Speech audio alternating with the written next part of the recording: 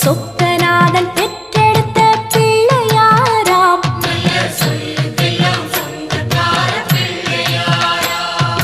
கைலாய மலைய விட்டு தெற்கே வந்தாராம். இந்த பிள்ளையாரு பட்டி கண்டு இருந்து விட்டாராம்.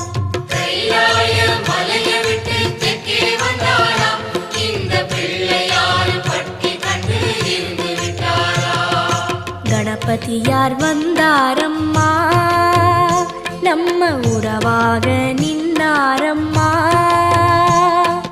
கணபதியார் வந்தாரம்மா, நம்ம உறவாக நின்னாரம்மா.